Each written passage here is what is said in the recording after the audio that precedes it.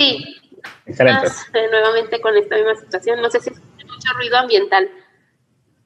Yo te escucho perfectamente. Pienso que todos los demás. Muy bien. Bien, excelente. Pues, Entonces, ¿cómo compartir pantalla? Permíteme hacer una breve introducción también con el doctor José Javier y te cedemos el micrófono. Bien. Buenas tardes, bienvenidas y bienvenidos a una sesión más del programa INSABI Educación de la Coordinación de Formación y Capacitación del Personal de Salud del INSABI, que busca contribuir en la actualización y desarrollo de conocimientos y competencias del personal de salud y, a partir de la educación continua, repercutir en el bienestar de la población. El día de hoy corresponde al Seminario Permanente de Salud Mental. Hoy nos acompaña la doctora Mariela Benítez Valenzuela con el tema Diabetes y Salud Mental. Les recuerdo a las y los participantes que podrán realizar sus preguntas tanto en la plataforma Telmex como en Facebook. Bien, me permito leer una breve semblanza de la doctora Mariela Benítez, quien es médica cirujana por la Universidad Autónoma de Sinaloa y que actualmente es residente de cuarto año de la especialidad de psiquiatría en el Instituto Jalisciense de Salud Mental. También, antes de iniciar esta presentación, le cedo los micrófonos al doctor José Javier Mendoza de la Comisión Nacional contra las Adicciones. Muchas gracias al INSABI, muchas gracias Sergio, muchas gracias al instituto, muchas gracias a Mariela. Nuestra relación con Salme ha crecido últimamente, hemos hecho grandes vínculos. Hoy Salud Mental en Jalisco es un referente nacional. Creo que es un gusto tenerte por aquí. Bueno, de manera muy particular, estando tan cerca de la conmemoración del Día de la Diabetes, uno de nuestros principales retos es identificar el problema que implica el trabajo en salud mental dentro de las enfermedades crónicas, ¿no? Muchas veces la enfermedad crónica no se visibiliza como un problema que también puede afectar la salud mental y es la razón por la que hoy decidimos constituir este espacio, ¿no? Agradezco mucho la participación de la Clínica de Diabetes del Instituto Nacional de Nutrición, doctor Salvador Subirá. Agradezco mucho la participación de la doctora Mariela Benítez. Muchas gracias por estar aquí con nosotros. Es uno de los puntos más importantes, trabajar con la comunidad, y hoy estamos en la oportunidad de brindar este conocimiento, que es la forma más sencilla que tenemos de ayudar a los demás a resolver los problemas desde la comunidad a través de estas vías. Pues muchas gracias y le cedo la palabra, doctora. Agradezco mucho la oportunidad que nos da de contar con sus conocimientos.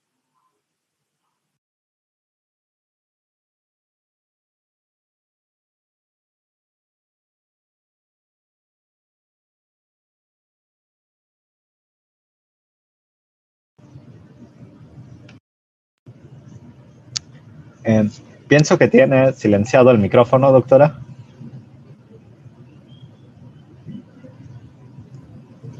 Sí, listo. Nada más que a mí sí se me trabó lo que dijo, no lo escuché bien al final. Ajá. A mí sí me escuchan bien, ¿verdad? Nuevamente sigo con lo mismo. Sí, sí la escuchamos fuerte y claro. Sí. Ok, perfecto. Con que no se trabe, ya con eso es ganancia.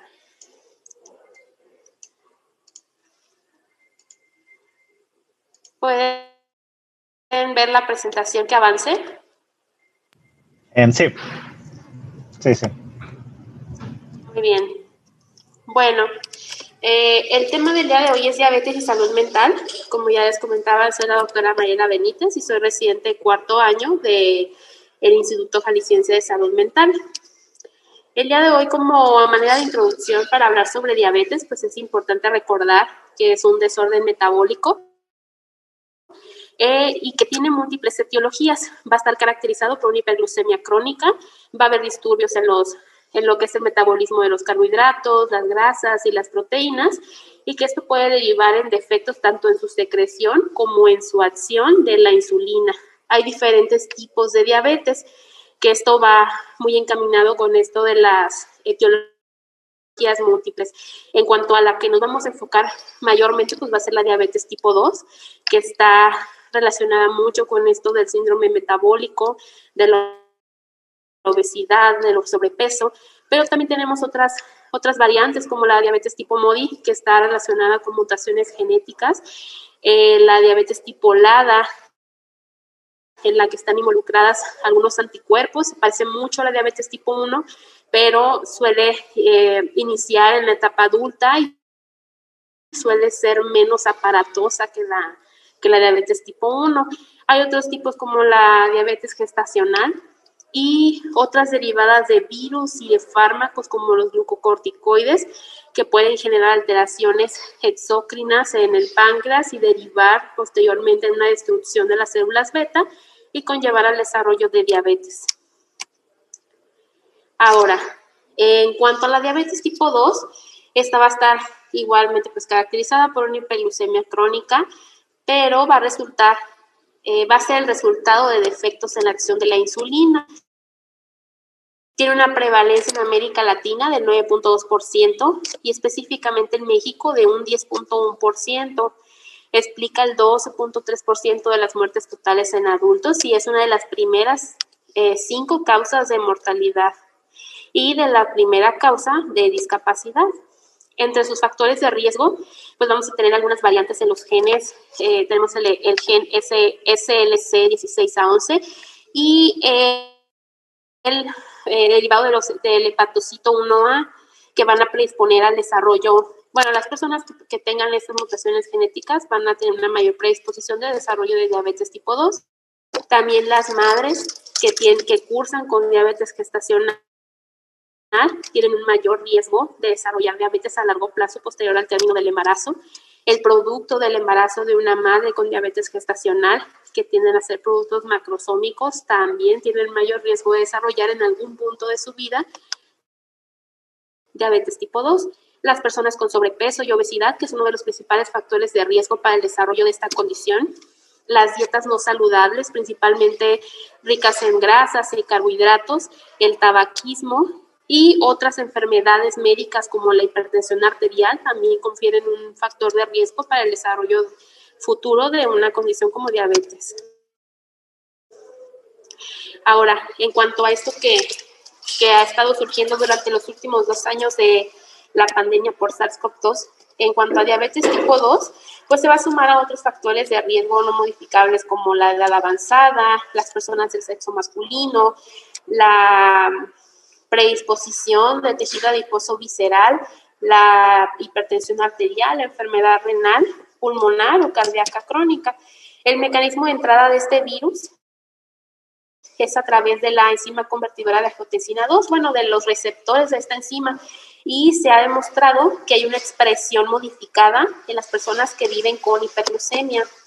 La hiperglucemia durante una hospitalización pues se va a asociar con una evolución desfavorable, damos un Hazard ratio de 2.20 y el retraso en la atención de complicaciones pues puede empeorar el estado de salud.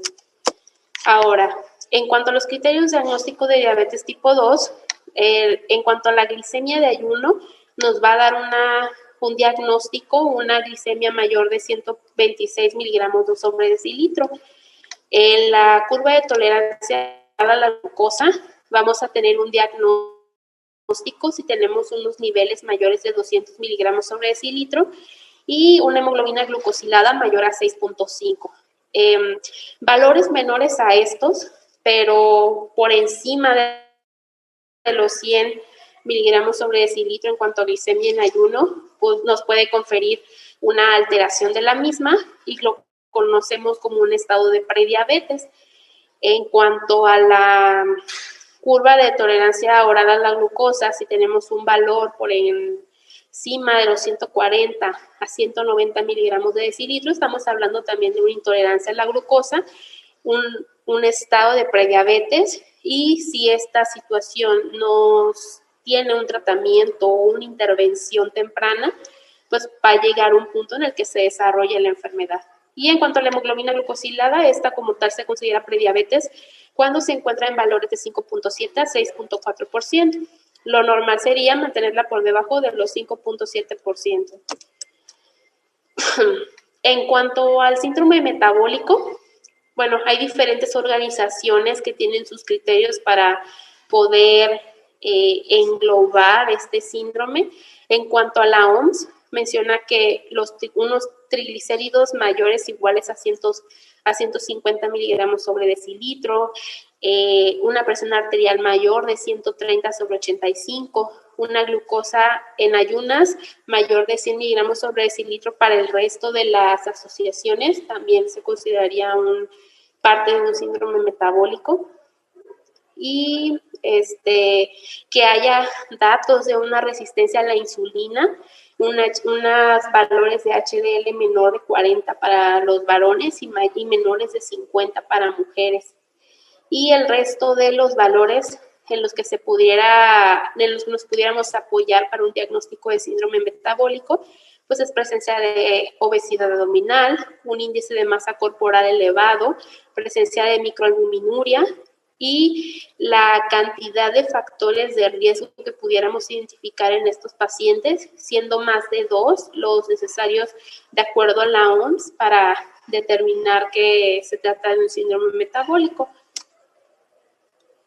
En cuanto a las metas de control que queremos en nuestros pacientes con diabetes, muchas de estas ya van derivadas de lo anterior, pero una presión arterial, mantenerla por debajo de 130/80 sería lo ideal, al igual que una glucosa en ayuno menor de 130, un colesterol no HDL igual, menor de 130 miligramos sobre decilitro, triglicéridos menos de 150 miligramos sobre decilitro y un colesterol bueno mayor de 40, tanto para hombres como para mujeres, aunque como les comentaba, para mujeres se requiere que sea más de 50.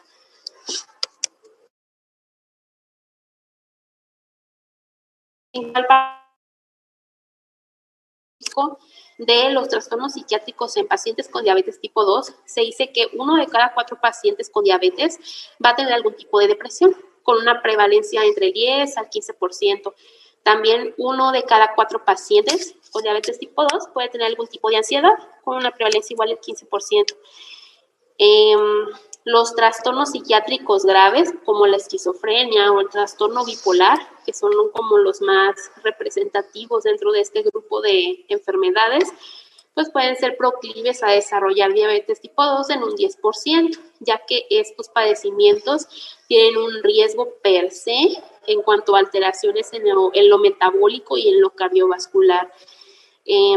Las personas con diabetes tipo 2 también pueden tener alteraciones de la conducta alimentaria, ya con una prevalencia más variable entre el 12 al 40%, principalmente de los trastornos no clasificados como tal, en los que entrarían los trastornos por atracón aislado, el comer emocional, la restricción cognitiva al momento del comer, o la alimentación externa, que son estas cuestiones de mayor tendencia a comer cuando hay una disponibilidad de alimentos y que no hay un adecuado control para detener ese impulso. Y pues también es importante mencionar que las personas con diabetes tipo 2 usan sustancias. Bueno, ¿cuál es la interrelación de la diabetes y los trastornos psiquiátricos?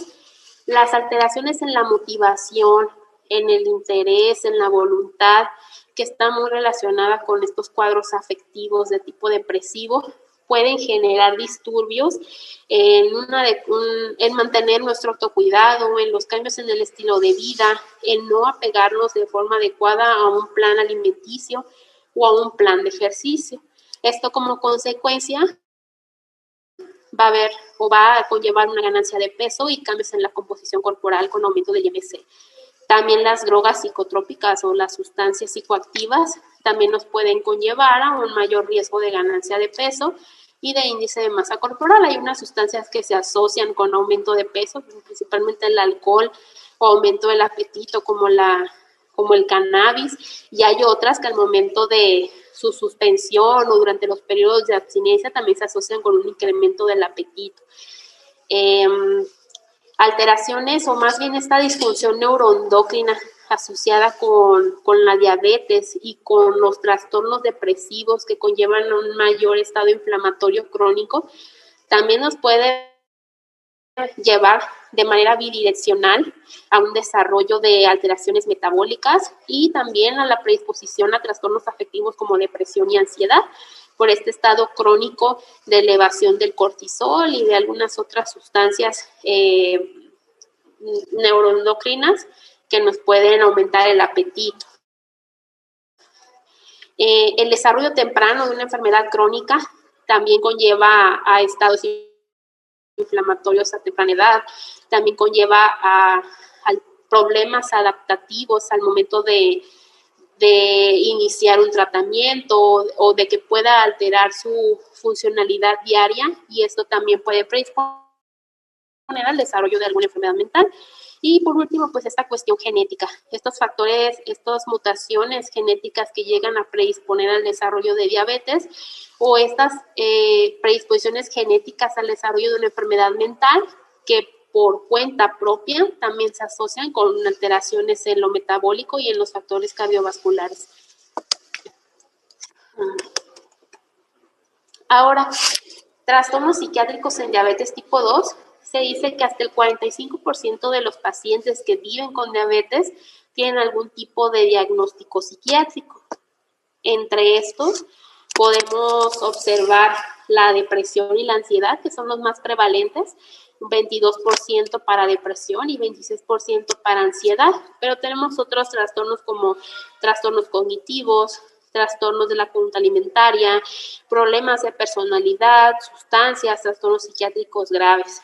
Aquí, por ejemplo, valdría la pena mencionar que personas que tienen algún trastorno de la personalidad o que tienen rasgos prominentes de personalidad, por ejemplo, esas personas que tienden a ser muy obsesivas, que tienden incluso a restringir o a comer de menos porque creen que eso incluso pudiera ser mejor para un adecuado control, pudiera no ser tan bueno, que los pudieran predisponer, por ejemplo, a un riesgo de hipoglucemias y conllevar a un deterioro en el autocuidado, que por ejemplo tengan la idea de que deban de comerse un dulce para calmar esa condición de hipoglucemia que se presentó, pero van y se compran 3 paquetes de galletas como para paliar esta consecuencia que sucedió. Entonces, a veces es importante tener en cuenta estas cuestiones de personalidad o pacientes que tienen rasgos prominentes de personalidad narcisista, por ejemplo,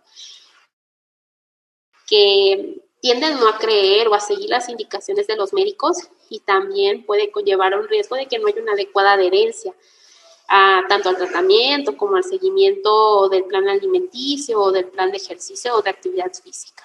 Las sustancias pues también pueden, como les comentaba, por el mismo efecto de la sustancia puede generar un aumento de peso o un aumento en el riesgo metabólico, pero también pueden generar alteraciones en el comportamiento o en el pensamiento del paciente que pueden interferir con un adecuado seguimiento de su tratamiento y del autocuidado. Y pues trastornos psiquiátricos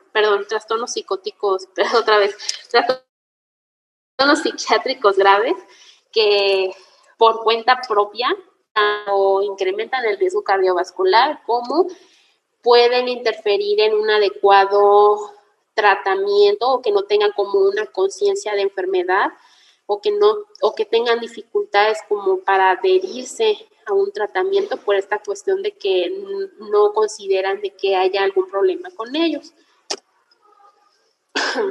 ¿Cuál es el impacto de las comorbilidades psiquiátricas en un paciente con diabetes tipo 2, sobre todo en el control metabólico?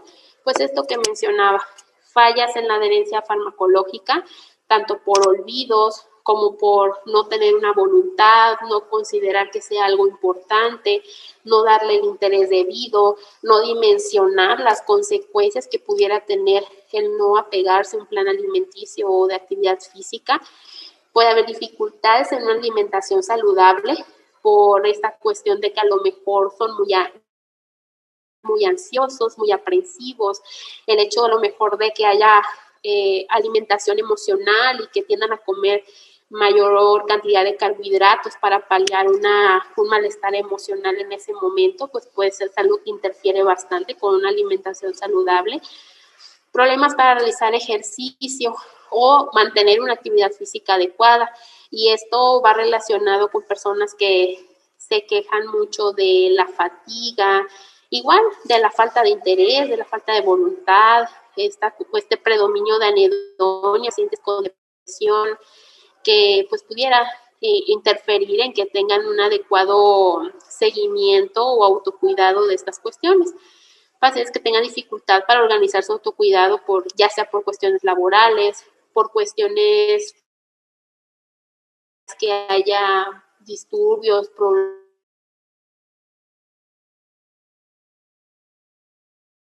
horarios que no concuerdan para darse un tiempo para su comida o para preparar alimentos saludables. Y por último, pacientes que son consumidores de sustancias y que tengan algún problema para abandonar estas mismas.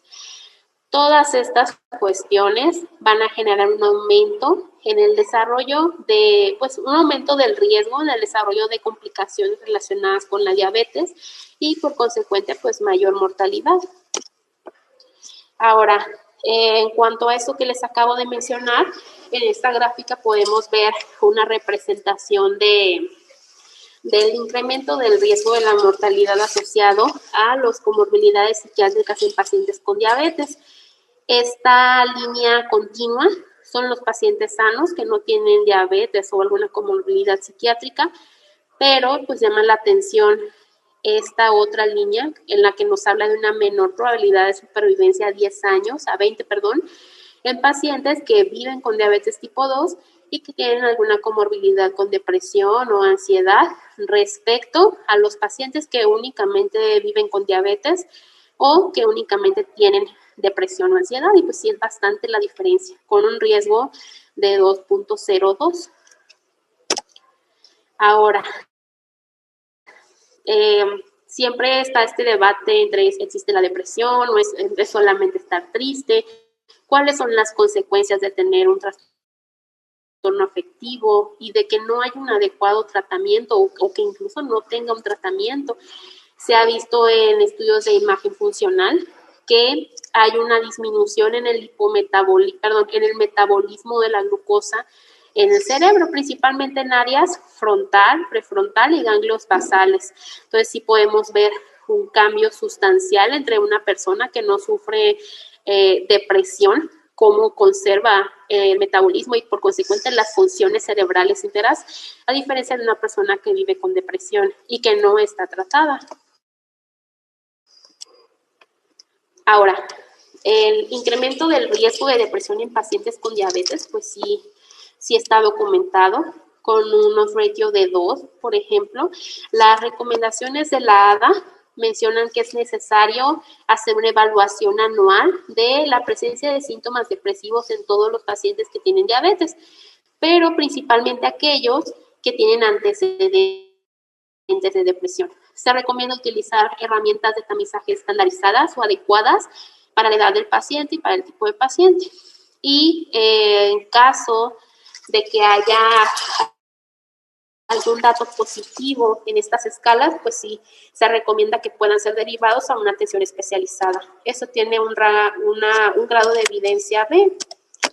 También es importante considerar evaluar los síntomas depresivos en pacientes que tengan complicaciones de diabetes, porque esto confiere un mayor riesgo de presentar depresión y de presentar otras complicaciones de diabetes relacionadas a no atender un cuadro depresivo. Y también cuando existen cambios importantes en el estado médico del paciente, con un grado de evidencia B. ¿Qué tipo de tratamiento se recomiendan? Aquí mencionan principalmente lo psicoterapéutico, de ser derivados a profesionales que tengan experiencias en terapia cognitivo-conductual, que les ayuden a identificar cuáles son sus preocupaciones, sus miedos, pensamientos distorsionados, que puedan derivar en un no adecuado control de su tratamiento o seguimiento de las recomendaciones. También se recomienda la terapia interpersonal, que esta tiene que ver con problemas de la interacción del paciente con el medio o alguna otra terapia que esté basada en evidencia y que se pueda llevar de manera conjunta con el equipo tratante de diabetes. Y eso tiene un grado de evidencia. Se dice que 1 de cada 4 pacientes va a tener síntomas de depresión. ¿Cuáles son estos síntomas? Los principales o cardinales son la presencia de tristeza, También puede haber irritabilidad, sensación de vacío, sensación de desesperanza y anedonia. La anedonia es la falta de interés o la falta de motivación por las actividades que el paciente previamente solía disfrutar o que le generaban placer.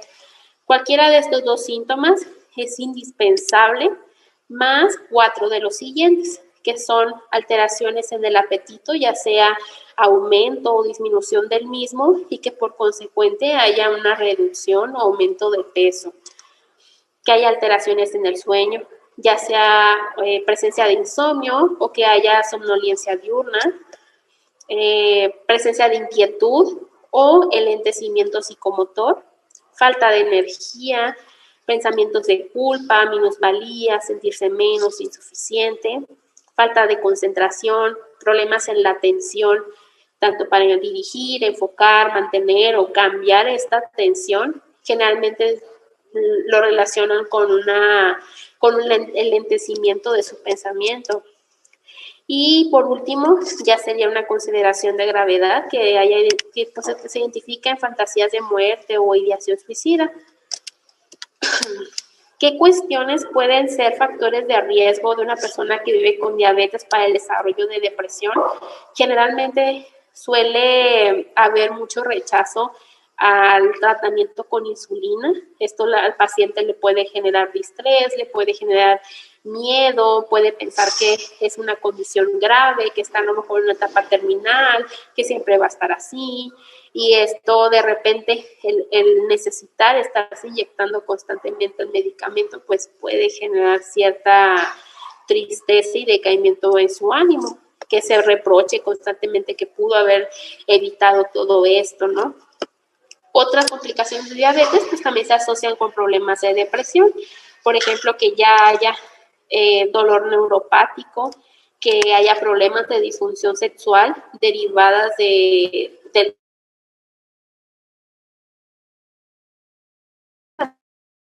bidireccional, porque es orar con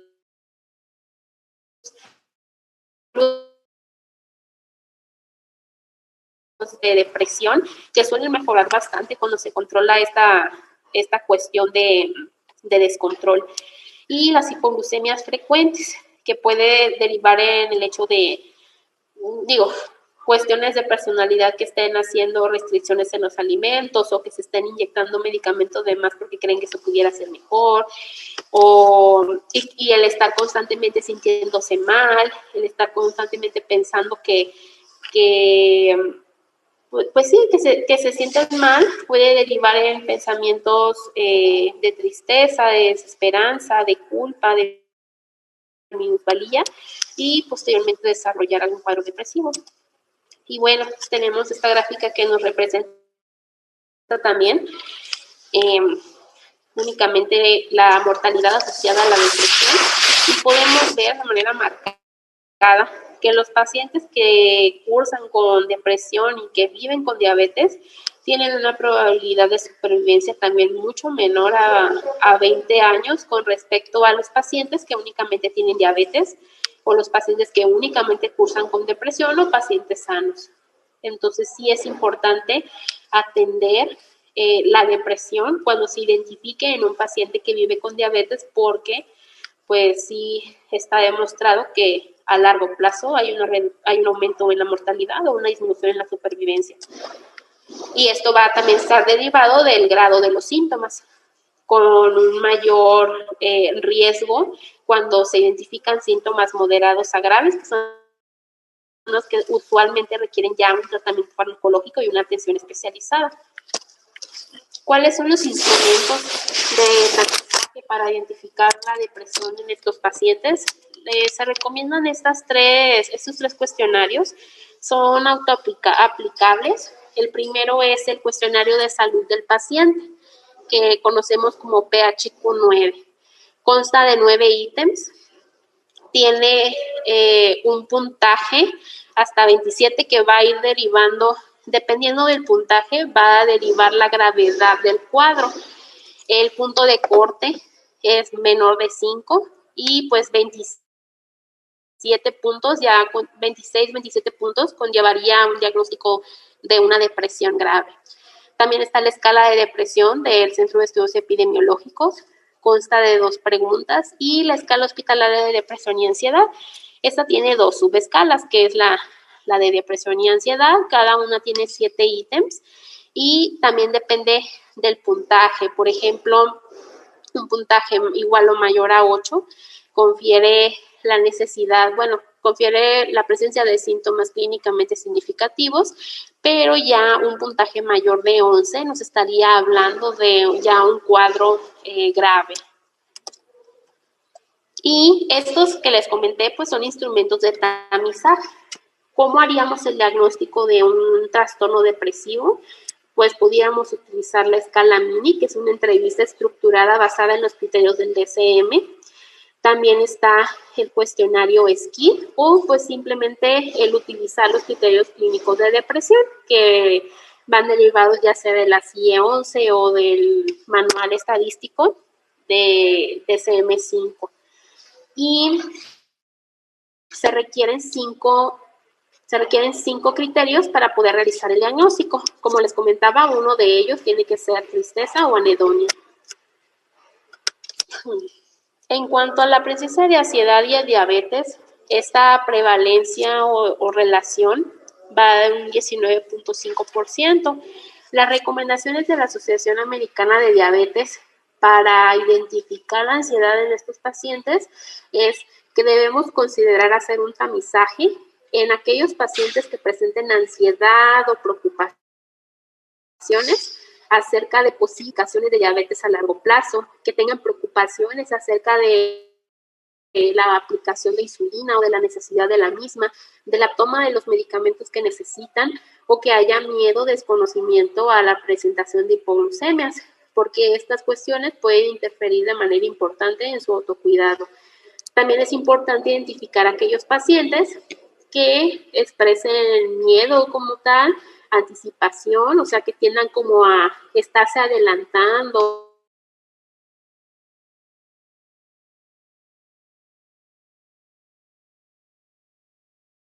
síntomas de ansiedad, por ejemplo, que tiendan a ser evitativos con el objetivo de mitigar el malestar emocional, o que haya conductas muy repetitivas o que tiendan a aislarse.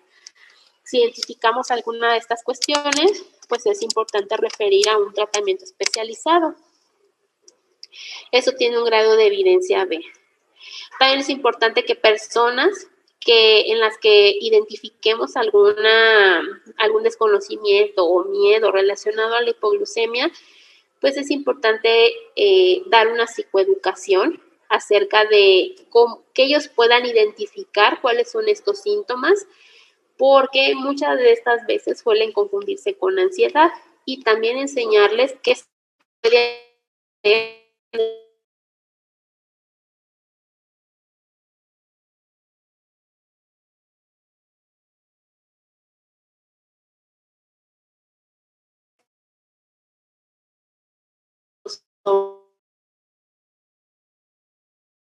de que ante la presentación de un nuevo tiene un grado de evidencia.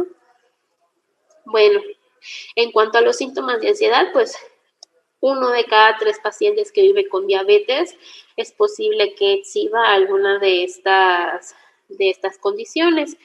La presencia de ansiedad o de preocupación excesiva ante diversos temas, que haya dificultad para controlarlo o para relajarse, que se perciba constantemente o la mayor parte del tiempo inquieto, que se sienta cansado, que se distraiga fácilmente o que se le dificulte mantener la concentración de las cosas que se encuentra realizando, que se perciba irritable, que se perciba tenso, que haya dolor muscular, cervical, en la espalda, que haya alteraciones en el sueño. Generalmente son problemas para conciliar el sueño, que tienen mucho que ver con la presencia de estas preocupaciones y estas rumiaciones durante el momento del dormir, e incluso puede haber ataques de pánico, que es importante distinguir que no se esté tratando de una hipoglucemia.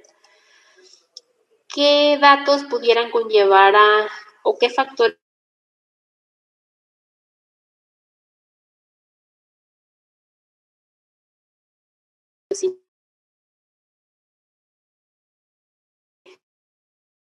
puede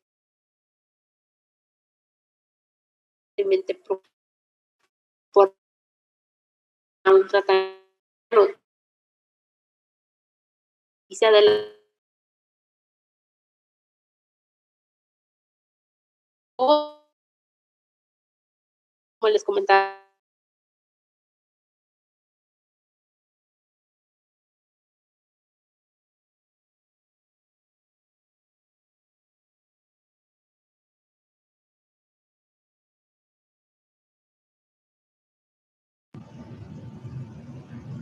Creo que tuvimos unos pequeños problemas de conexión. En unos momentos reanudaremos la presentación. ¿Nos escucha, doctora Mariela? Sí. Bien. Sí, los escucho. ¿Me escuchan? Sí, perdimos su audio justo cuando estaba comentando los signos de la ansiedad. Ah, ok. ¿Qué sería aquí? Justo ahí. Ah, bueno. ¿En qué parte? Al inicio de la... Ah, Sí. híjole. Bueno, les comentaba que 1 de cada 3 pacientes puede exhibir síntomas de ansiedad y que estos suelen ser preocupación excesiva, que haya dificultad para relajarse, dificultad para controlarlo, que se perciban inquietos, que haya fatiga, somnolencia diurna, que tengan dificultades para concentrarse, mantener la atención, que se perciban irritables, que tensos, que haya dolor muscular, dolor de cabeza, dolor del cuello, por ejemplo, que tengan dificultades para conciliar el sueño, que principalmente va derivado mucho con la presencia de pensamientos, rumiaciones, de contenido catastrófico, que tiendan como a estar en un bucle, dándole muchas vueltas a las cosas o suelen ser muy aprensivos. Todas estas cuestiones pueden dificultar un adecuado inicio del sueño o incluso el mantenimiento del mismo. Y en algunas ocasiones puede haber ataques de pánico, que son estos cuadros abruptos de ansiedad e inquietud psicomotora en los que hay falta de aire, aumento de la frecuencia cardíaca, sudoración, parestesias, sensación inminente de muerte, pueden incluso tener ya algo que conocemos como despersonalización y desrealización, que son cuadros disociativos relacionados con la ansiedad, pero pues es importante identificar y diferenciar de que no se esté tratando de una crisis hipoglucémica. ¿Cuáles son los factores de la diabetes tipo 2 de riesgo que pudieran conllevar al desarrollo de síntomas de ansiedad? Bueno, el tratamiento con insulina, o nuevamente, es algo que les suele preocupar bastante a los pacientes, lo suelen ver como una alternativa ya terminal a su tratamiento de la diabetes o al control glucémico de su diabetes, que genera miedo, que genera preocupación, de repente esta idea de que se van a quedar ciegos. También noticias recientes en relación con el diagnóstico de reciente de diabetes, esta incertidumbre de qué es lo que va a pasar con estos diagnósticos, si va a poder controlarlo, si va a presentar alguna complicación, como esto que se escucha mucho de que me van a cortar el pie, me voy a quedar ciego, cómo va a estar mi riñón. Entonces, todas estas preocupaciones relacionadas con el diagnóstico de diabetes pueden ser un factor de riesgo para el desarrollo de un trastorno de ansiedad. Y por último, lo que les comentaba, las hipoglucemias frecuentes, que debemos hacer el diagnóstico diferencial. Primeramente, identificar si no se trata de una hipoglucemia antes de pensar que pudiera ser un ataque de pánico o un trastorno de ansiedad. Y ahora, tenemos aquí otra gráfica. Esta es menos aparatosa que las dos previas que habíamos visto, pero la probabilidad de supervivencia a 20 años sí es menor en pacientes que tienen algún diagnóstico de ansiedad y que viven con diabetes tipo 2, pero igual es una probabilidad menor respecto a los pacientes que únicamente viven con diabetes o que únicamente tienen un trastorno de ansiedad o que son pacientes sanos. Ahora, ¿qué instrumentos de tamizaje se recomiendan al momento de intentar detectar un trastorno o síntomas de ansiedad, pues tenemos dos escalas que son autoaplicables, que es la escala de ansiedad generalizada GAD. Tenemos el GAD-7, que consta de 7 ítems, y es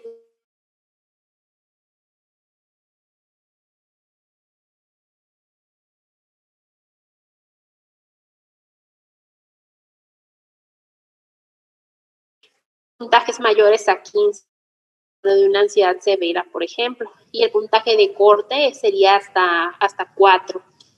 Doctora, la perdimos justo cuando inició a explicar la encuesta GAD y los 7 ítems. ¿No los puede repetir, por favor? Sí, gracias. Que gracias. Sí, me sale la leyenda aquí de conexión inestable y, híjole. Sí, como les comentaba, es una escala con diferentes scores, y un score, por ejemplo, mayor a 15 nos estaría hablando de un trastorno de ansiedad grave. El punto de corte sería entre 0 a 4 nos estaría diciendo que es una ansiedad mínima, entre 5 y 9 una ansiedad moderada, y dependiendo de todo esto, pues es ya un indicativo de que deberíamos derivar al paciente a una atención especializada. También tenemos nuevamente la escala hospitalaria de depresión y ansiedad HADS, que les he comentado que consta de 2 subescalas, y un puntaje mayor a 8 nos hablaría de un deterioro clínicamente significativo, mientras que un puntaje mayor de 11 ya estaríamos hablando de un cuadro grave. Y igual, como les había comentado, el diagnóstico variamos con entrevistas estructuradas basadas en los criterios de DSM, como la escala MINI, pues derivado de los criterios clínicos del DSM de los trastornos de ansiedad. Ahora, en cuanto a las altas,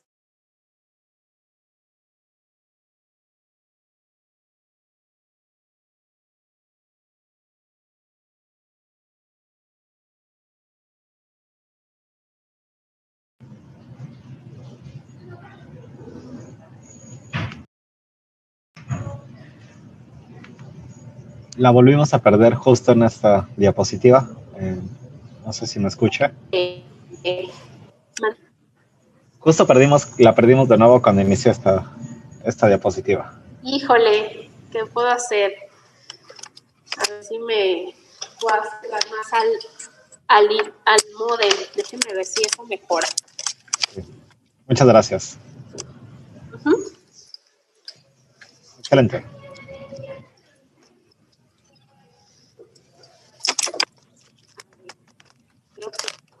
Ya estoy más cerca del modem. Como les comentaba, las alteraciones de la conducta alimentaria, hay que tener en cuenta estos factores, la anorexia nerviosa, la bulimia, pero con especial atención a este rasgo de la conducta alimentaria, que es el comer emocional.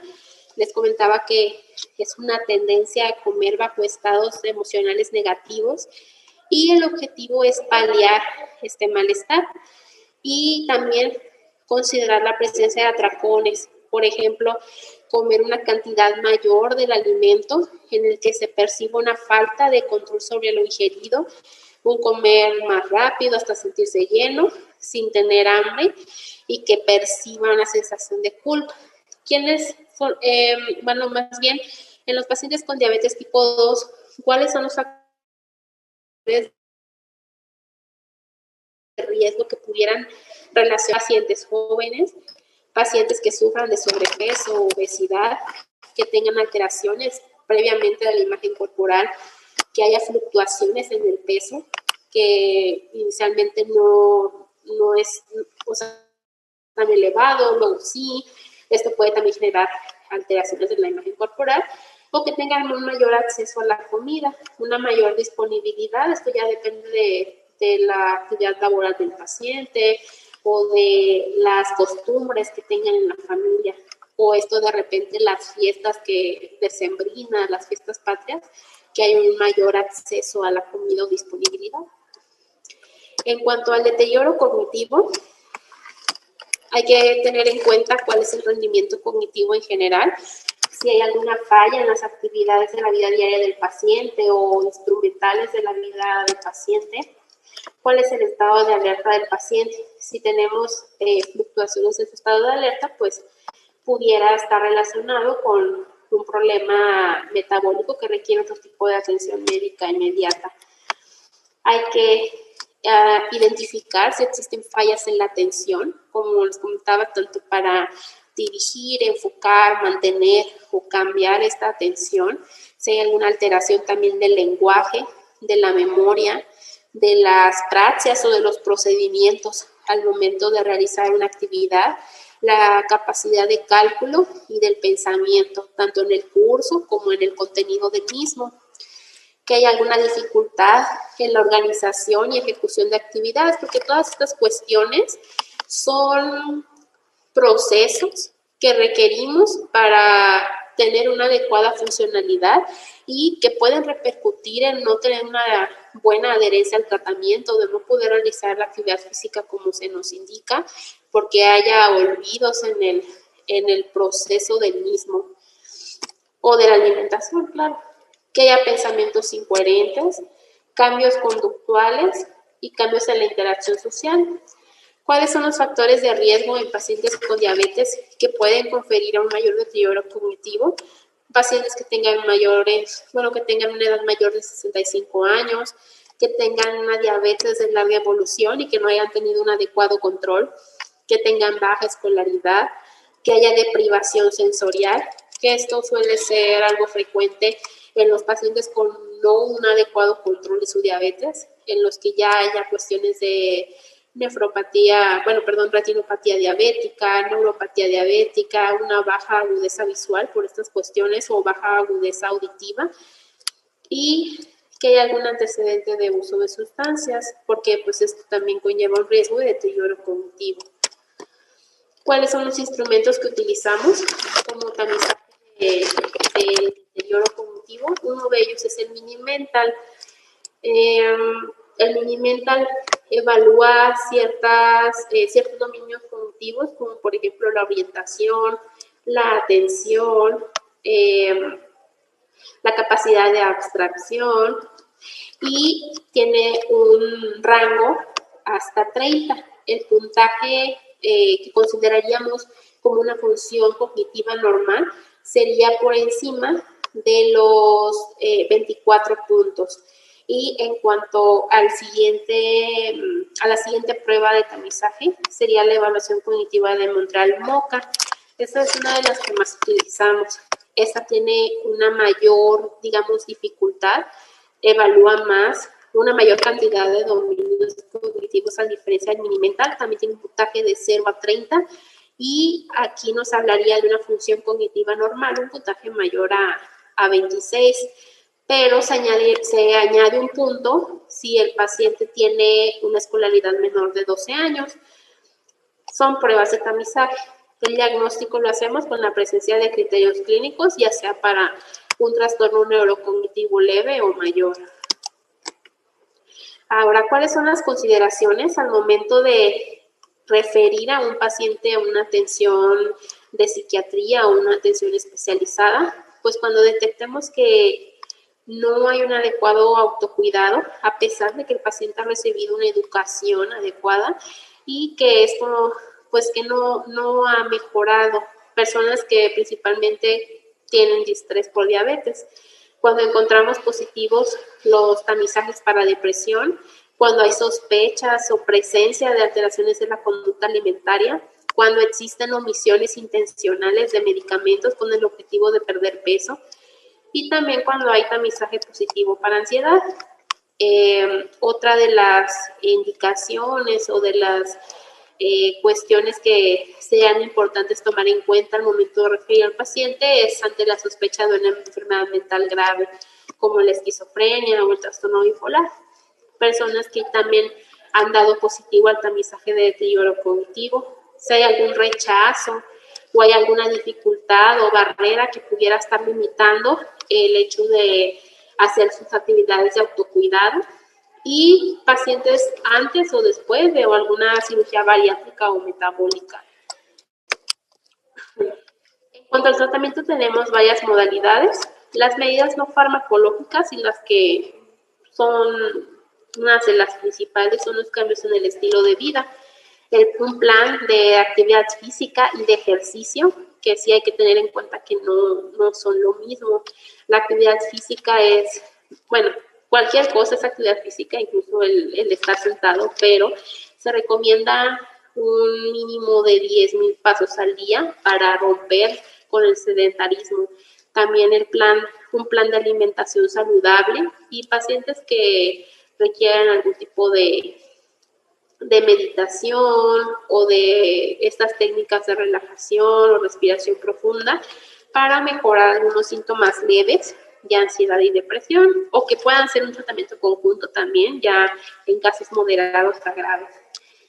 Tomar en cuenta también el tratamiento con psicoterapia. Les comentaba algunas de las recomendaciones que ha mencionado en las guías de la Asociación Americana de Diabetes, pero eso también va a ser individualizado dependiendo del paciente. Mencionaba la terapia cognitivo-conductual, la terapia interpersonal. Hay otros tipos de terapias que también pudieran mejorar estas cuestiones y que va a depender mucho del paciente. Por ejemplo, estas terapias de aceptación y compromiso, cuando hay dificultades para aceptar el diagnóstico de diabetes y cuáles estrategias pudieran servirnos para afrontar mejor esta situación que no podemos cambiar.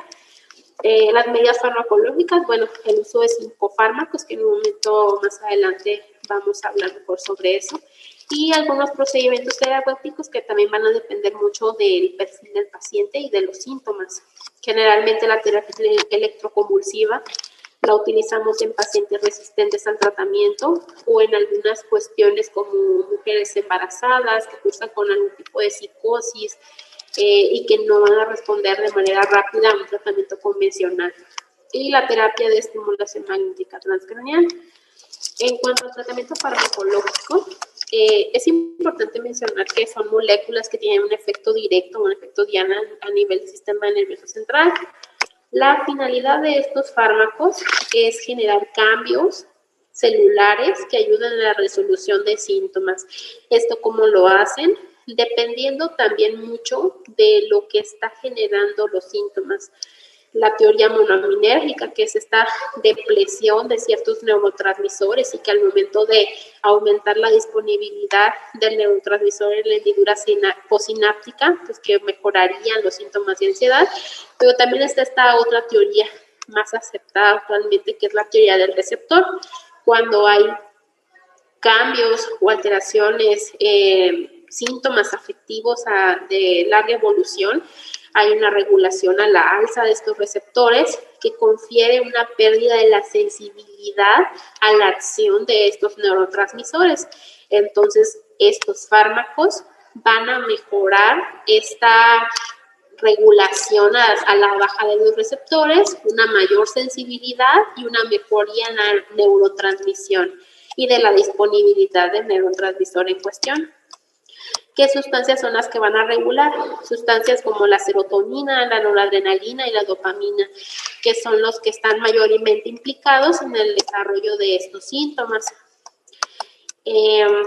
Dependiendo del neurotransmisor que predomine alterado en un paciente con depresión, vamos a tener cierto tipo de síntomas o cierto perfil de síntomas.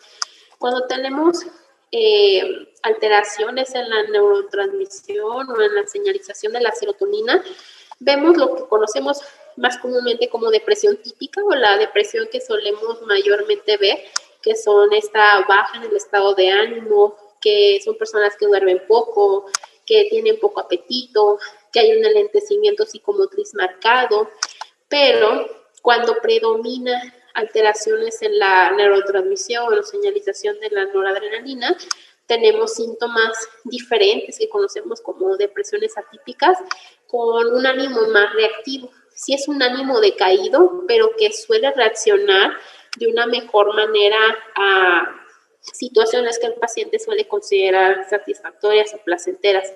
Por ejemplo, está triste, pero el salir o el visitar a un familiar o a algún amigo mejora su estado de ánimo momentáneo ante este estímulo. Al terminar este estímulo, el estado de ánimo vuelve a ser un estado de ánimo decaído. Hay mayor sueño, aumento del apetito y puede haber incluso inquietud o agitación psicomotora. Cuando tenemos alteraciones de la neurotransmisión de la dopamina, solemos ver depresiones más melancólicas, un predominio mayor de anedonia, que es esta falta de interés, esta falta de motivación ante las cosas que nos gusta hacer o que consideramos satisfactorias. Hay un enlentecimiento mucho más marcado. Vamos a ver el chat. Ok. Y por lo mismo de que la dopamina está implicada en las funciones cognitivas, pues puede haber un deterioro en el mantenimiento de la atención, en las funciones ejecutivas como la planeación, la secuenciación de las cosas que tenemos que hacer con día a día y de la volición, que es esta voluntad para hacer las cosas, para levantarse cada mañana y hacer nuestras actividades diarias. No quiere decir que haya una alteración específica de alguno de esos neurotransmisores, sino que es un conjunto de todos estos, pero a veces sí va a haber un predominio mayor de ciertos síntomas o de cierta disfunción en alguno de estos neurotransmisores. Y ahí lo puedo usar. Ahí está. En cuanto al tratamiento psicofarmacológico de la ansiedad, es importante hacer el diagnóstico y considerar qué tipo de ansiedad es la que estamos identificando. Si es un trastorno de ansiedad derivado de un estrés por un descontrol glucémico de la diabetes, pues inicialmente no sería lo más adecuado dar un tratamiento antidepresivo o ansiolítico, porque lo que necesitamos primero es la causa médica que está generando sus síntomas. Ya si es un trastorno comórbido con un trastorno de ansiedad generalizada y que tratando este padecimiento mejoraría bastante la aceptación de la enfermedad y del apego a su tratamiento, tanto de alimentación como el ejercicio, pues sí, sería una estrategia útil. Es importante mencionar que no todos los antidepresivos, y creo que ya antes de ir con esto, los antidepresivos también son los fármacos de primera línea para los trastornos de ansiedad, pero es importante mencionar que no todos sirven por igual para tratar una ansiedad. Algunos pueden empeorarla al inicio por tener efectos activadores. Y también es importante considerar los efectos adversos. Como les comentaba, hay unos fármacos que van a generar mayor ansiedad, aunque a largo plazo sirvan para esto. Hay otros fármacos que tienen un efecto cardiovascular o un efecto metabólico que nos va a ser de ayuda para un control a largo plazo de la diabetes. Y bueno, derivado de esto, lo que nosotros buscamos es un efecto terapéutico, que es esta sensación de control, curación, alivio, incluso prevención que confiere el fármaco en un individuo ante una enfermedad.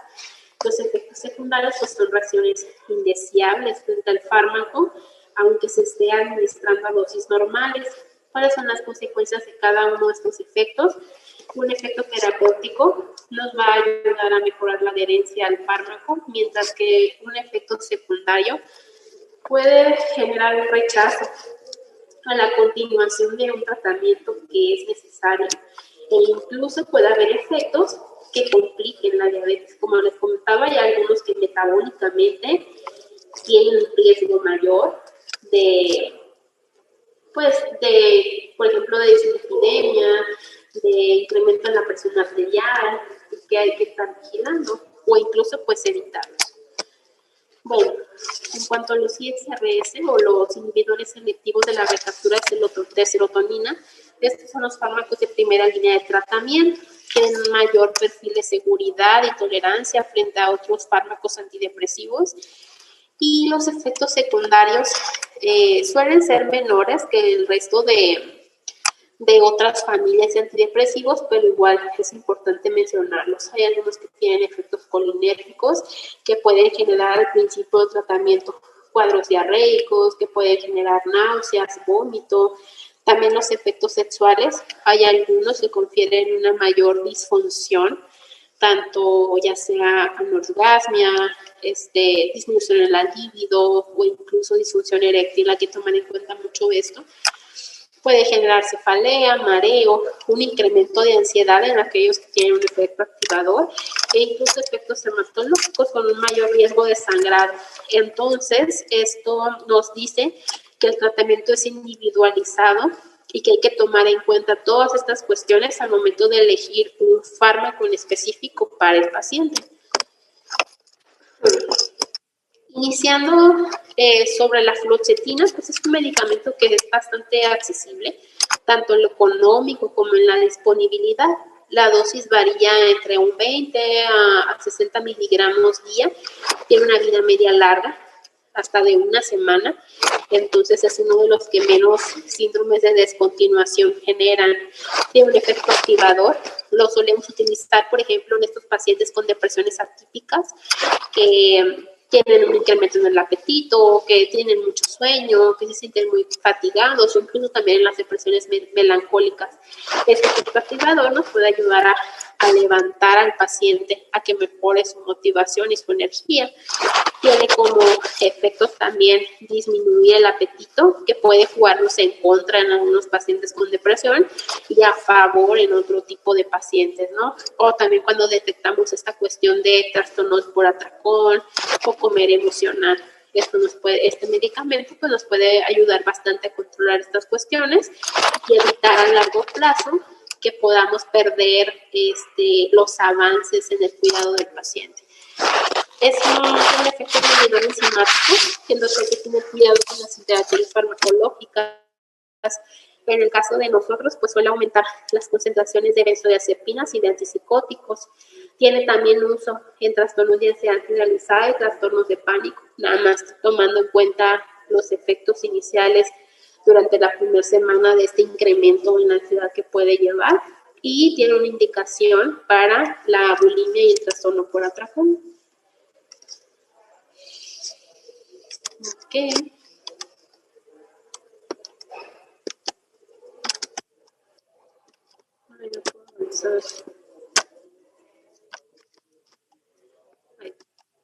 En cuanto a la sertralina, esta está indicada en una dosis de 50 a 100 miligramos día. Tiene una vida media moderada. También tiene cierto efecto activador y cierto efecto sobre el control del apetito, pero sí se asocia a mayores efectos gastrointestinales, sobre todo presentación de diarreas y predominantemente durante la primera semana de adaptación al fármaco. Generalmente solemos decirle a los pacientes que esto puede ir desapareciendo conforme pasen los días, pero hay algunos pacientes que no toleran estos síntomas e incluso hay algunos que persisten con este problema. También puede generar cefalea y su uso, además de depresión, pues también en ansiedad generalizada y en trastornos de la función sexual. La paroxetina, se recomienda una dosis de 20 a 60 miligramos día. Tiene una vida media corta. Esto es muy importante porque si el paciente se deja de tomar el medicamento, incluso al siguiente día, ya vamos a tener síntomas de descontinuación que no son de abstinencia, pero sí de la falta de regulación de los receptores que tiene.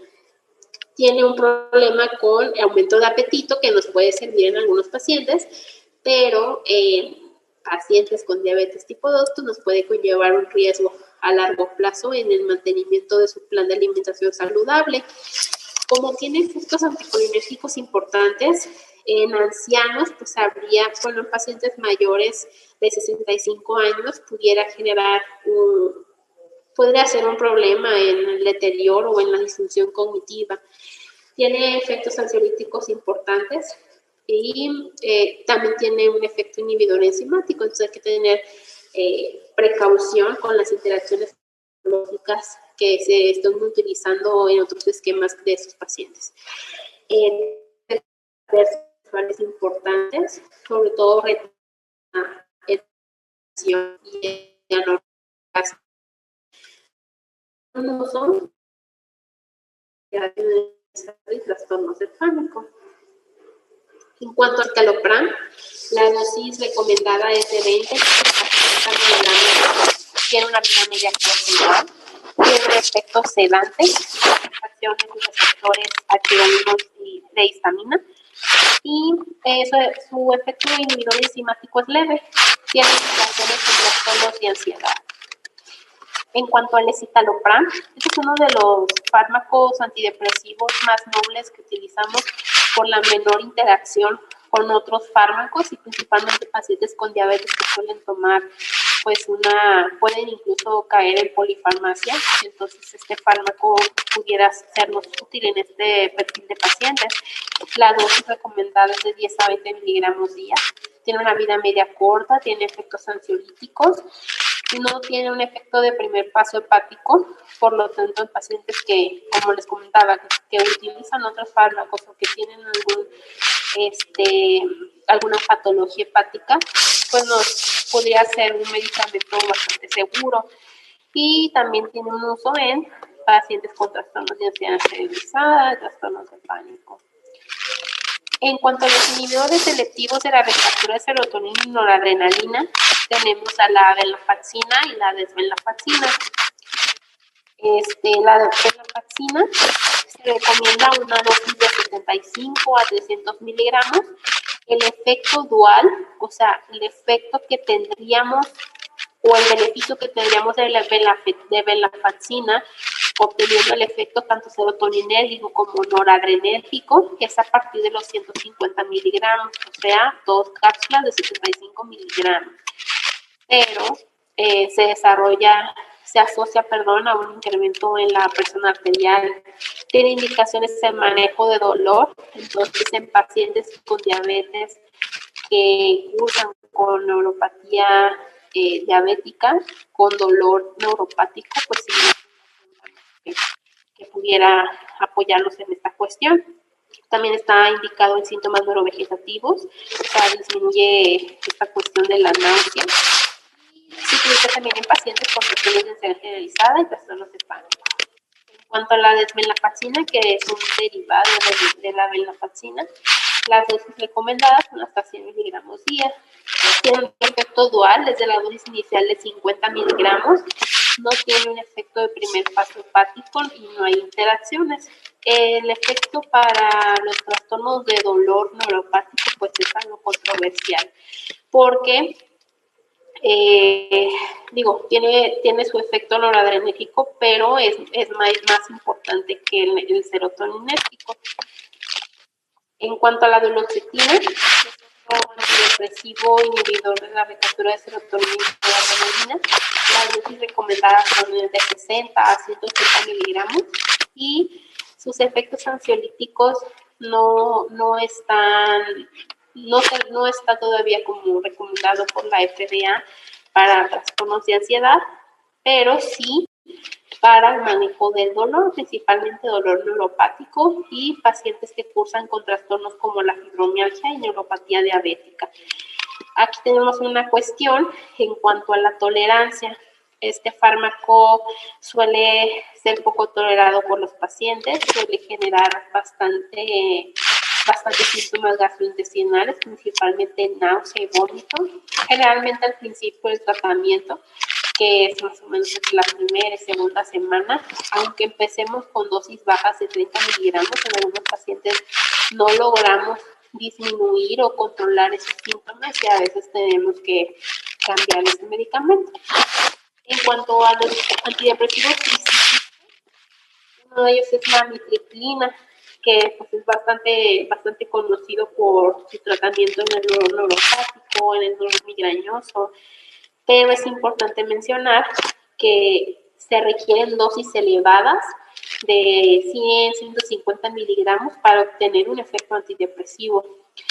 El efecto antidepresivo y ansiolítico es dosis dependiente, al igual que la presentación de efectos adversos como la sedación, la prolongación del QT y efectos muscarínicos como el estreñimiento, como la boca seca. Y tiene un riesgo incrementado de hipotensión y de prolongación del intervalo QT. Unas indicaciones que tiene, además de lo que había comentado de depresión y ansiedad pero a dosis elevadas, es que está indicado en el manejo del dolor. De hecho, es uno de los fármacos de primera línea para el control del dolor neuropático. también en pacientes que cursan con enuresis y trastornos como la fibromialgia. Y aquí no dice, pero estos fármacos tricíclicos también tienen una implicación en el incremento del apetito y en el riesgo metabólico. La mirtazapina, por último, es un antidepresivo atípico. Está indicado en una dosis de 15 a 45 miligramos para trastornos de depresión y ansiedad y trastornos de pánico. Tiene un importante componente de sedación debido a su interacción con los receptores histaminérgicos H1. Y aquí hay algo que podemos utilizar a nuestro favor o que puede ir en nuestra contra, que es el incremento del apetito. Entonces, en pacientes con diabetes que ya tienen problemas en el control del apetito o en el control de la alimentación, pues no sería un fármaco ideal para ellos, pero en algún otro componente quizás sí. También nos ayuda con el manejo del prurito y en pacientes geriátricos pues es un fármaco bien tolerado. Ahora, algunas consideraciones al momento de dar un tratamiento antidepresivo es que estos deben ser prescritos de forma gradual. ¿Qué quiere decir esto? Que dependiendo también del perfil y del tipo del paciente, podemos iniciar entre un cuarto a la mitad de la dosis del fármaco, esperar al menos una semana en que tengamos una adecuada tolerancia al medicamento, de preferencia darlo después del desayuno para que no vaya a haber un problema gastrointestinal que le genere aversión al paciente y lo suspenda. Y después de esta semana ya pudiéramos considerar aumentar la dosis del fármaco. Es importante también mencionar a los pacientes que el efecto de estos medicamentos no es inmediato, que pueden tardar entre 3 a 6 semanas en que logremos tener un efecto, que no es algo que van a sentir al tomarse la pastilla de manera inmediata, que es algo que a largo plazo, después de cumplir estas semanas, van a notar que están menos irritables, que descansan mejor, que están de mejor ánimo, que tienen más energía, que tienen menos ansiedad, que están menos preocupados, menos aprensivo.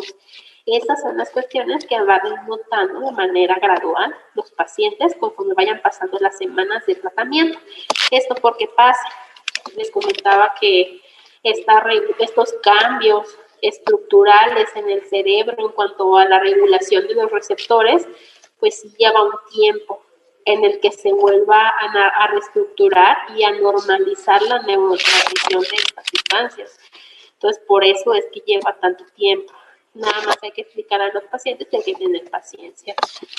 Hay que valorar la respuesta a la cuarta semana y dependiendo de eso, pudiéramos aumentar o disminuir la dosis y hacer algún ajuste, pues como les comentaba, de ser necesario. Las fases de mantenimiento por al menos 8 meses y si llegamos a un punto en el que hubo una remisión completa de los síntomas y que cumplimos después de la remisión completa de los síntomas con la fase de mantenimiento, pudiéramos considerar retirar gradualmente el fármaco. Si no hay mejoría de síntomas, pues también es importante hacer una referencia a un servicio especializado. Y tenemos un paciente con diabetes que tenemos sospecha que está cursando con depresión, preguntar si durante las últimas 2 semanas se ha llegado a sentir deprimido o decaído la mayor parte de los días y del día. O más bien, si ha tenido alguna disminución importante en el interés o que ya no suele disfrutar las cosas como lo hacía anteriormente y que esta sensación esté presente en la mayor parte de los días. Si no identificamos alguno de estos 2 síntomas, podemos únicamente recomendar medidas para mejorar el sueño, las llamadas medidas de higiene del sueño, como evitar cenar comidas muy copiosas durante la noche, evitar el uso de aparatos electrónicos durante la noche, porque esto puede interferir con la señalización de algunas sustancias que se secretan durante la noche para que podamos conciliar el sueño, que funcionan a través de la luz, como la melatonina.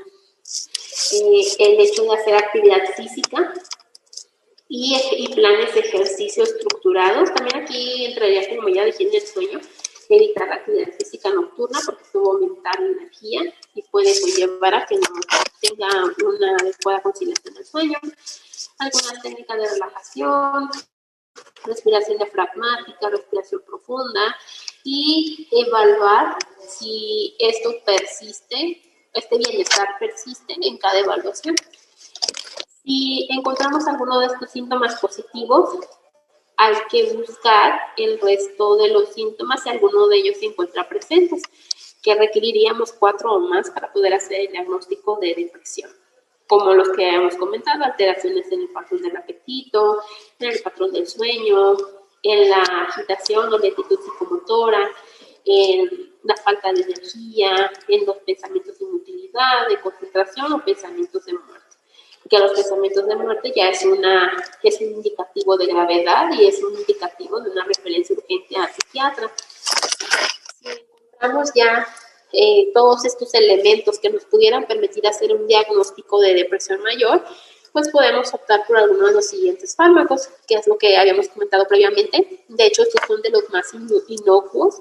La sertralina, iniciar a dosis, como les comentaba, menores a la dosis terapéutica, 25 miligramos durante una semana y posteriormente aumentar a 50, escitalopram o fluoxetina. De igual forma, dosis iniciales pequeñas durante la primera semana y aumenta posteriormente a la semana ya una dosis terapéutica. O otros fármacos, pues de acuerdo o de manera individualizada, dependiendo del paciente. Evaluar a las 4 semanas y dependiendo de la mejoría de los síntomas, es la decisión a tomar. Por ejemplo, si el paciente después del mes se encuentra mucho mejor, pues hay que darle un seguimiento por al menos un año y obtener una respuesta terapéutica de 50%, reducir el 50% de la dosis hasta suspender de forma gradual, claro. Si el paciente se encuentra mejor después del primer mes, pero quizás haya cosas que mejorar, pues es un indicativo de que podemos aumentar la dosis del medicamento. Y si no tenemos cambios o no hay una respuesta al fármaco o incluso hay un empeoramiento de los síntomas, pues también será un indicativo de referencia psiquiátrica. En cuanto a los síntomas de ansiedad, en los pacientes con diabetes, pues igual, esto ya sería por la temporalidad que requiere un diagnóstico de ansiedad, que son 6 meses, si se ha percibido excesivamente ansioso, si ha estado preocupado, angustiado la mayor parte de los días y que le sea difícil controlar estos pensamientos. Si menciona que ninguna de estas dos cuestiones es el caso, pues igual proveer de técnicas de relajación que puedan servir como un método de prevención ante estas circunstancias adversas que de repente suceden en la vida diaria, que el paciente pueda resolver por su cuenta con esas estrategias y que pueda evitar avanzar a un trastorno o sintomatología ansiosa propiamente dicha. También recomendar continuar con su plan de ejercicio, disminuir el consumo de algunas sustancias que pudieran aumentar el riesgo de ansiedad, como son la cafeína y la nicotina. También dar recomendaciones de medidas de higiene del sueño y hacer una evaluación de estos síntomas en cada consulta. Si identificamos síntomas más 3 de los siguientes que ya hemos mencionado anteriormente, como que esté más inquieto, tenso, cansado, irritable, que tenga dificultades para mantener el sueño, o que tenga ideas de muerte y esto ya sería una indicación urgente para referir a psiquiatría. Si todo este es el caso, pudiéramos hacer el diagnóstico de un trastorno de ansiedad generalizada y de igual forma estos fármacos como los que ya hemos mencionado anteriormente pudieran ser de utilidad. En este caso, aquí excluimos la fluoxetina, por lo que les comentaba de este efecto activador que puede generar un empeoramiento de los síntomas de ansiedad, pero digo, esto también va a depender de cada paciente. Y de igual forma es iniciar con dosis pequeñas y posteriormente ir aumentando de forma gradual hasta obtener el efecto terapéutico. Dependiendo de los síntomas, si hay ataques de pánico, por ejemplo, si hay problemas para dormir importantes, No nos vamos a esperar 3 a 6 semanas a tener un efecto terapéutico rápido, un efecto terapéutico de 6 a 3 semanas, y pudiéramos ayudarnos de otros fármacos que nos puedan ayudar a mitigar o a mejorar esos síntomas de ansiedad que tiene el paciente, como el uso de benzodiazepinas. El uso de benzodiazepina pues también va a estar, el tipo de benzodiazepina más bien, va a estar asociado con el perfil del paciente y el perfil de los síntomas, porque cada uno de estos tiene un inicio de acción diferente y una vida media diferente. Entonces va a depender de eso. También es otra cuestión importante mencionar que estos últimos fármacos no son tratamientos a largo plazo, son tratamientos paliativos durante las primeras semanas de la enfermedad, aunque aquí lo mencionan 3 a 6 meses, pero digo, va a depender mucho del paciente. Y conforme vayamos obteniendo una respuesta terapéutica con el antidepresivo, cada vez va a ser menos necesario, darle continuidad al uso de alguna benzodiazepina, que posteriormente puede conllevar a problemas de tolerancia, de dependencia, que sea difícil de retirar. Se debe evaluar de igual forma en las semanas, y dependiendo de la mejoría del paciente, pues es la continuación del tratamiento a 1 año, o duplicar la dosis, o ya referir a un servicio de atención especializada. ¿Cuál utilizar? Pues esto, como les comentaba, va a depender del diagnóstico psiquiátrico, el tipo de depresión, el tipo de las características que conlleva esa depresión, la evolución o el tipo de ansiedad y las características que lleva la ansiedad y las características del paciente que vive con diabetes, entre otras comorbilidades médicas que pueda tener. También la evolución de los síntomas. Si tenemos una evolución favorable con cierto fármaco, podemos continuar con ese. Si no evoluciona favorablemente, aumentar la dosis, cambiar el tipo o agregar algún fármaco coadyuvante que nos pueda ayudar a mejorar esa respuesta. También va a depender, como les comentaba, del perfil de síntomas. Si tenemos una depresión melancólica, muy apagada, muy enérgica, con dificultades para la concentración, pues por ejemplo, pudiéramos preferir el uso de fluoxetina o el uso de venlafaxina. Pacientes que tienen un predominio de ansiedad importante, pues algún fármaco que nos ayude o que tenga un perfil ansiolítico mayor, por ejemplo el citalopram, el escitalopram o la paroxetina, pero tomando en cuenta estas cuestiones de la diabetes, ¿no? También el control glucémico. Si es un paciente que no está controlado de su diabetes de forma adecuada, pues esto también difícilmente vamos a obtener una respuesta al fármaco adecuada si no controlamos la causa médica que está generando esos síntomas o que está exacerbando esos síntomas. Y hacer una alianza con el paciente, tomar en cuenta sus preferencias.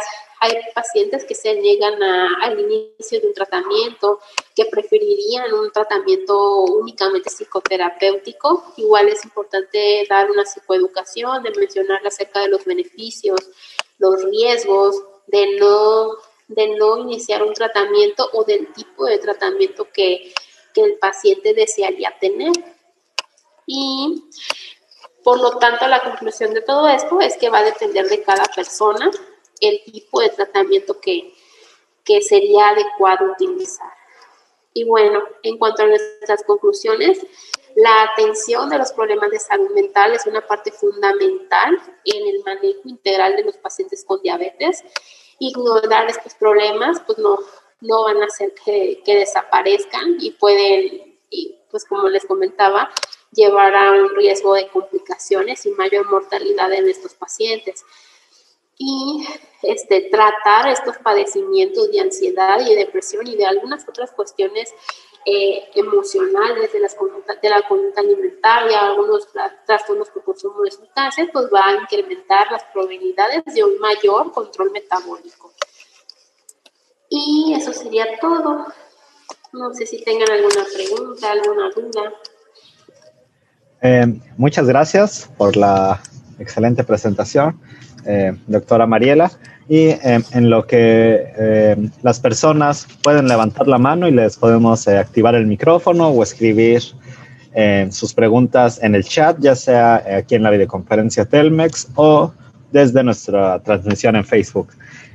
Mientras tanto, les comento que nos escucharon hoy desde Oaxaca, Hidalgo, Quintana Roo, Veracruz, Michoacán, Estado de México, Guerrero, San Luis Potosí, Tabasco, Sinaloa, Sonora, Chiapas y hasta de Paraguay. Hubo personas promotoras de la salud, de medicina, de enfermería, de trabajo social, leos. Y bien, una de las primeras preguntas es si nos puede compartir los instrumentos, el PHQ, el CES, el EHDAS, si es que los tiene o dónde los pueden consultar. Esa sería la primera pregunta.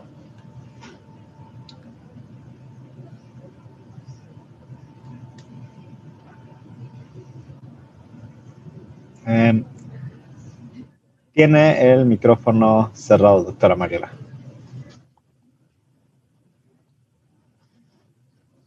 Sí, es que perdí la señal. Me sacó de la transmisión. ¿Pero hubo alguna pregunta o algún comentario al último? Sí, la primera fue que si nos puede compartir alguno de los instrumentos o dónde los pueden consultar las personas. El PHQ, el CES, el GAD, el HAEDS.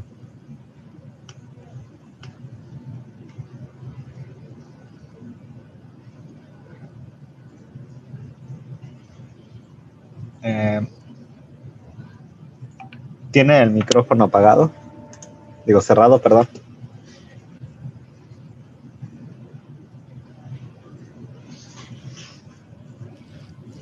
Ok, sí, me escucho bien porque a usted lo escuché trabado, pero están accesibles. Únicamente pone cuestionario de salud del paciente PHQ-9 en español. Bien, excelente, excelente. Entonces, a las personas que les interese, pueden... ¿Sí me escucho? Sí. Sí, la escuchamos fuerte y claro, doctora Mariela. Bien, una pregunta más puntual. Nos pregunta Ari Martínez. Doctora, ¿podría detallar más sobre el diagnóstico diferencial del ataque de pánico y la hipoglucemia? Aquí me escucho. La escucho entrecortada.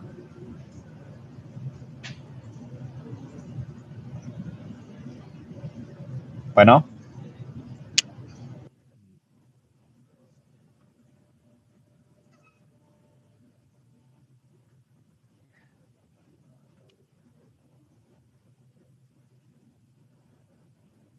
¿Aquí me escucho mejor? Sí, ya la escucho fuerte y claro. Ok. Sí, qué bárbaro. ¿Cuál es la pregunta? Se la repito. Doctora, ¿podría detallar más sobre el diagnóstico diferencial del ataque de pánico y la hipoglucemia, por favor? Ok. Por ejemplo, el ataque de pánico es un trastorno abrupto, un trastorno, bueno, sí, de aparición espontánea, en la que hay una...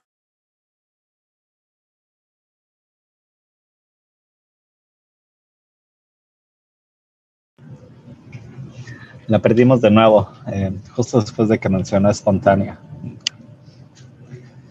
¿Usted me escucha bien?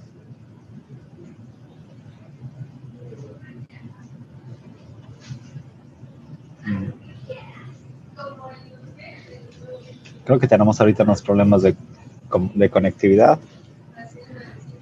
Demos unos segundos para que se restablezca la conexión, por favor.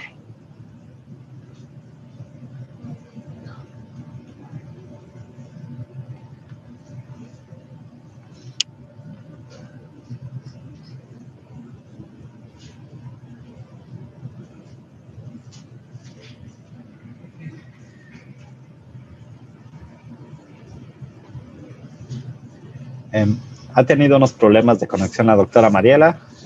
Esperemos unos minutos para que restablezca su conexión, por favor.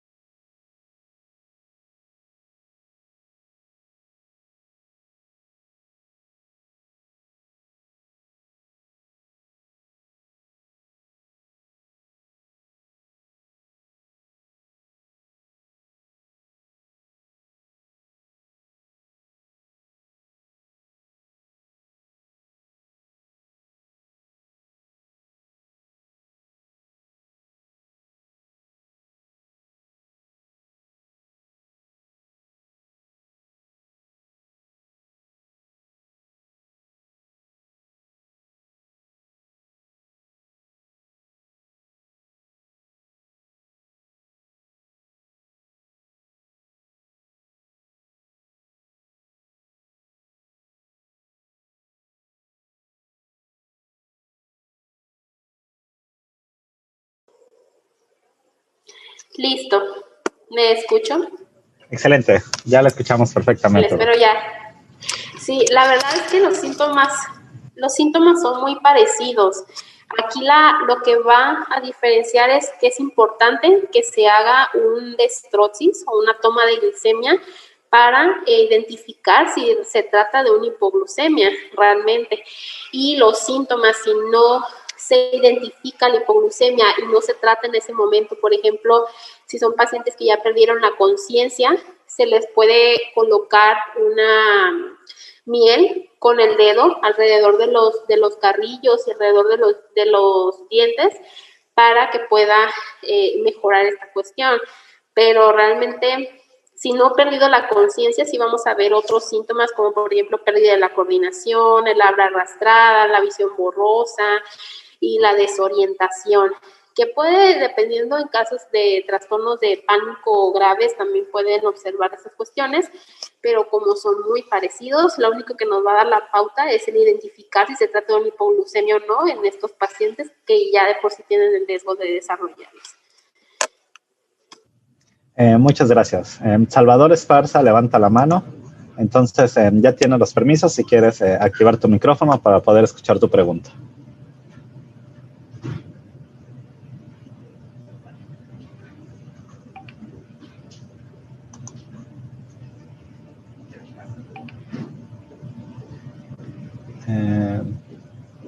¿Tienes problemas, Salvador Esparza, para activar tu micrófono? Bien, bueno, en lo que solucionamos el problema con Salvador, en Facebook, Carmen Benito nos pregunta, hay una paciente con diabetes controlada, pero con sospecha de una enfermedad grave mental, pero al parecer no la han referido a ninguna especialidad. Soy enfermera y de acuerdo a esta ponencia sospecho que también tiene un deterioro cognitivo. ¿A dónde se refiere este tipo de paciente en primera instancia? Cuando hay sospecha de deterioro cognitivo como tal, y ya habiéndose hecho alguna prueba de tamizaje o únicamente la sospecha. Solamente dice que tienen la sospecha. Ok. Va a depender mucho, porque estas cuestiones las puede tratar el psiquiatra dependiendo de si hay alteraciones conductuales o alteraciones neuropsiquiátricas derivadas del deterioro cognitivo que pudieran mejorar con el tratamiento que el psiquiatra puede utilizar o que conoce mejor cómo manejar, pero en teoría los deterioros cognitivos para hacer un diagnóstico y el abordaje de neuroimagen, de estudios del laboratorio y de la entrevista clínica, generalmente es algo que le compete a neurología. Entonces, que cuando le comento, cuando hay problemas conductuales o síntomas neuropsiquiátricos, afectivos, derivados del deterioro cognitivo, es cuando terminamos viendo el paciente de manera conjunta.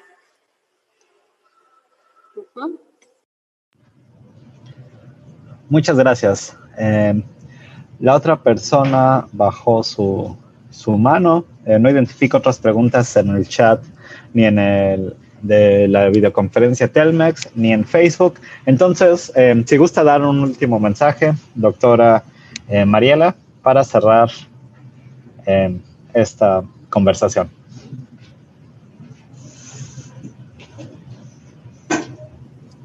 Ok, ojalá, espero que en esta ocasión no se termine de cortar, pero como les comentaba, es importante identificar si pacientes con diabetes están cursando con algún problema en la aceptación de su enfermedad, cuáles son los miedos que conllevan su diagnóstico, porque derivado de esto puede haber una afectación en lo que es su adherencia al tratamiento o al continuamiento de un seguimiento. De repente les frustra el seguir las indicaciones, de repente les suele ser muy difícil continuar con las indicaciones que se les proporcionan por parte de los médicos. Entonces, encontrar estas barreras que están limitando al paciente en sentirse a gusto en el seguimiento, y que pudiéramos nosotros como personal de salud mental intervenir en mejorar estas barreras de afrontamiento de la enfermedad o de evitación, o esas cuestiones de personalidad que de repente pueden también interferir con un adecuado seguimiento del tratamiento, pues son condiciones fundamentales para un adecuado control metabólico y glucémico de un paciente que vive con diabetes.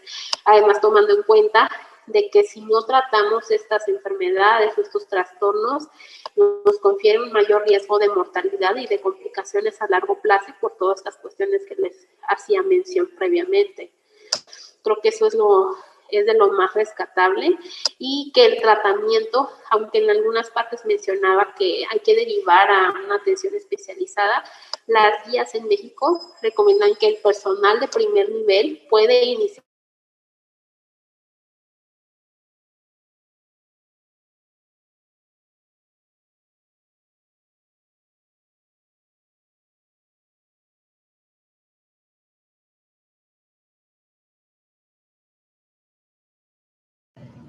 referir al paciente a una atención especializada.